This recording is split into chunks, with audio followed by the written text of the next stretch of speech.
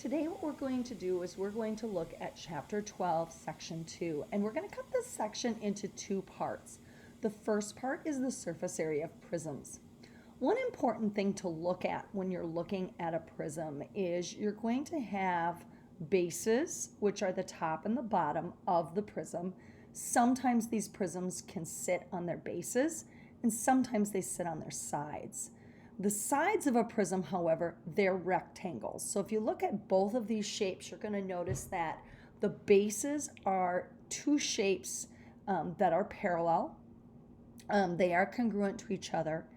And the lateral faces are rectangles. So if I take a really close look at this shape in particular, you're going to notice that this pentagon is the base, and this pentagon is also the base. They are two congruent parallel shapes. So those are considered the bases.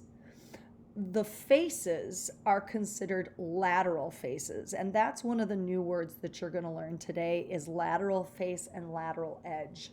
When we're talking about a lateral face, those are the rectangles that make up the sides of the figure.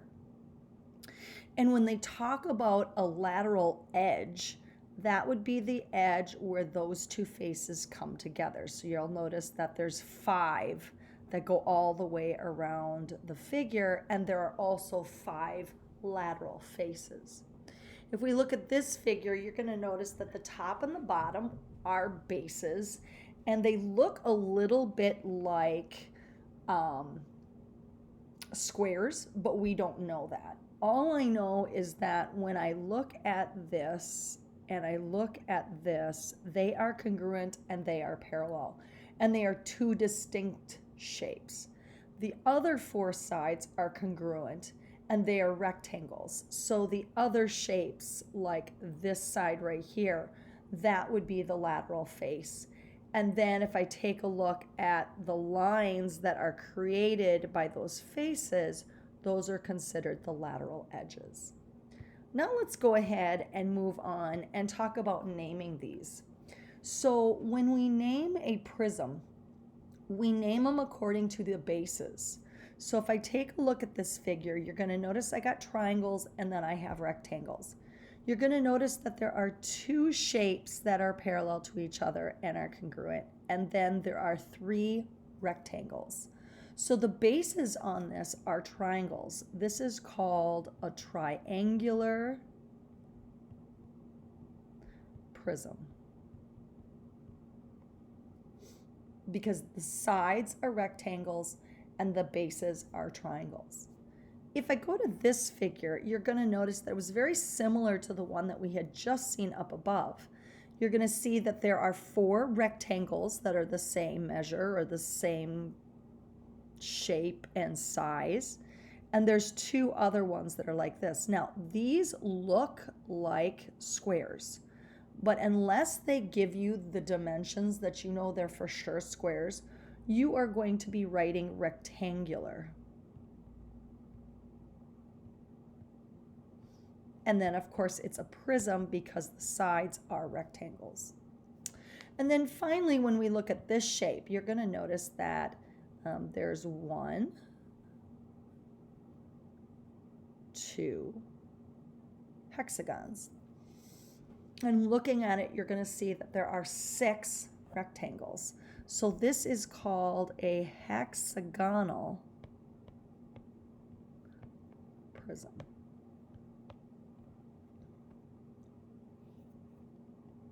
Okay, and notice that it says the height in a perpendicular segment that joins the planes of the bases. So when we're looking at the height of some of these figures, the distance that connects the bases right here, this would consider the height. Notice that I can also take this height and this height. Those are the lateral edges. When I'm looking at this figure, this would be considered the height, but also notice that I can do 4 other ones that could also be the height. And if I look at this figure, again, it's the segment that joins the bases, and you're going to notice there are 6 of them that would be considered the height. And you don't have to find, once you find one of them, you would find all of them.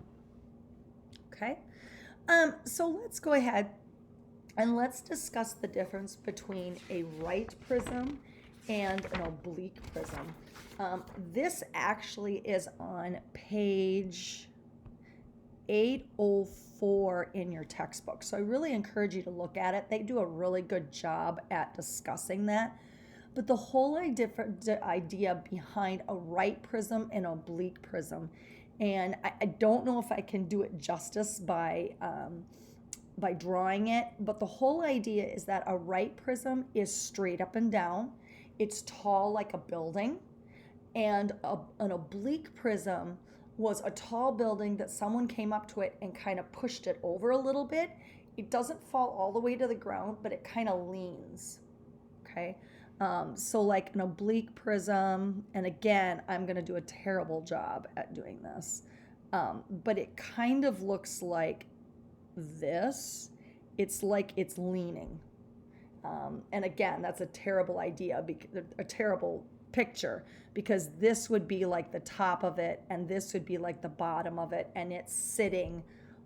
Those are actually sitting on the ground. So again, I really encourage you to go into your book on page 804, or you can even Google the difference between a right prism and an oblique prism. And really what it is an oblique prism is a right prism that someone tipped a little bit and it's leaning to the side. All right, let's take a look at this. This says, how do you find the total surface area of a prism? Well, you add up the area of the face. And something that we've mentioned before, when you find surface area, I could give you a formula that you can memorize today, but when you leave class in a couple of years, are you going to remember that formula? And the answer is probably not. And so when we have you do the surface area of these figures, what we want you to do is to take a look at each face or each base, and we want you to actually draw it, write the dimensions in, and go ahead and solve. So if I take a look at, and we're going to go base, and again, it depends on how you look at the figure. You'll notice that this shape right here is the base. Okay, so if I draw the shape like this, it's a 6 and a 4. The formula is A equals base times height because it's a rectangle. A equals, my base is 6, my height is 4, so my area is 24. And you could even put bases if you want to. You could even say top and bottom. It doesn't really matter, but we do like you to label it. If you feel that drawing a picture of the shape helps you find that, I encourage you to do it also. I'm not saying that you necessarily have to draw the shape, but I am going to ask you to label it, formula, plug your numbers in, and come up with your answer. So you should have 3 lines of work, just like what we did with area in the last chapter. Now what we're going to do is I'm going to take a look at the front and the back. And again, you can do these in any order. It doesn't really matter. But the front, when I look at this, to me, is this shape right here. Okay, and again, that's a rectangle. So area equals base times height. Area equals, the base is 6, the height is 11. And so the area is 66. And then when I do the sides, okay, I'm going to take a look at that. And again, if you can highlight it, it kind of helps. Here are the sides of the figure. And so area equals base times height. Area equals, the base of that figure is 4 and the height of it is 11. So the area is 44. Now, the key to this now is I've got the main parts, but you'll notice that for the bases, there are 2 of them. For the front and the back, of course, there's 2 of them, and for the sides, there are 2 of them. So when you find the total surface area, and you're going to see that I use TSA, you're going to take 2 24s for the top and the bottom. You're going to take 2 of the front and back, which are 66. and then you're going to take 2 of the sides, which were 44. So when you go ahead and you do the math, then the total surface area of the shape would be 268, and it is centimeters squared. So really important when you do these figures that you label what you're doing. You have a formula, you plug the numbers in, it's easy to follow. If you make a mistake, I can easily take a look at it and see where you went wrong and give you feedback. Let's take a look at this next one. Now, this one you're going to notice, if we name the shape, we would call it a triangular prism. Because we say triangular, the triangle itself on this shape is going to be considered the base. And so that's where students get really confused. Many times they feel that the base is this shape because that's what it's sitting on, and it's not. So naming your shape is going to help you define what the bases are. So the bases on this is a triangle. Area equals 1/2 base times height. The area equals 1/2. Now, one nice thing about this shape is you're going to notice that because I have my right angle here, my height is going to be 3 and my base is going to be 4. So they've provided a lot of information for me on this figure. So I'm going to take 3 times 4, and my bases end up giving me 6. Now, one thing about this shape is there is no front and back and top and bottom and side and side. They don't really have that because there's 3 sides. And so what you can do is there are 2 bases and they're the side. You can call one side, A or side 1. It doesn't really matter. I'm going to do side 1. It kind of depends on what side you're looking at. So for example, I'm going to take a look at this side back here. Okay, you're going to notice that the 3 is one dimension and the 7 is another dimension. So I'm going to go ahead and go area equals base times height. Area equals 3 times 7. And so side 1 is going to be 21. Now I'm going to go ahead and I'm going to look at side 2. And again, it doesn't matter what I call side 1 or what I call side 2. It all depends on what you're looking at. So I'm going to look at this shape right here, which is what it's sitting on. And that you'll notice is a rectangle. So area equals base times height. Area equals 4 times 7. And your area is going to give you 28. And so that is the area of that side. Now we're going to go ahead and we're going to do another side because you're going to notice that each one of these has a different dimension. So let's look at the next one. The next side that I need to find is this. And again, you're going to notice that it is a rectangle. You're going to notice that I have a 7, but you're going to notice that this side right here I do not have. Now, knowing that this is a right triangle is really going to help because we can find using the Pythagorean theorem, we can find the height of that shape. So what I'm going to do is I'm going to come off to the side and I'm going to go 3 squared plus 4 squared equals h squared. Notice that I labeled it in my picture and I'm using that variable in my formula. So 9 plus 16 equals equals h squared. 25 equals h squared. Square root it and I end up with h equaling 5. It's one of those special triangles that we talked about earlier in the year. So now that I know the h is 5, I can come down here and go area equals base times height. Area equals 5 times 7, and my area equals 35. Now, when I find the total surface area, what's nice about the way I set this up is you'll notice that I put a 2 by the bases, which means that reminds me I'm going to take 2 of my bases. That's one mistake that students tend to forget, is taking 2 of those. But then when we do the sides, we are only taking one of each because they're all different dimensions. So then if I'm going to find the total surface area of that triangular prism, that ends up giving me 96, and it would be inches squared. So again, when you're finding the surface area of these figures, naming the figure is going to help. And then labeling each part. This is what I'm trying to find. I'm trying to find the base.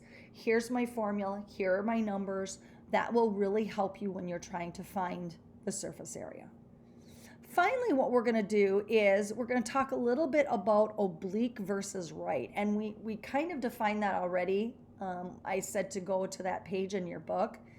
But once you look at that, this is an example. Actually, it's a better drawing of what an oblique figure is. This is a rectangular prism, but rather than nice and tall like a building, it got pushed over to the side. So does oblique versus right change how we find the surface area? My answer is yes and no. Okay, so let's go ahead and let's find the surface area of this figure. We're going to look at the bases. And again, the bases are two congruent shapes that are parallel to each other. So my bases, there are two of them. Area equals base times height. Area gives me 4 times 3, and I get area equals 12. Now I'm going to do the front and the back. And again, it all depends on how you look at that shape. So the front and the back to me looks like this. So there's the front, and the back would be congruent. So area equals base times height. Area gives me 4 times 6. Area gives me 24. And now I'm going to look at the sides.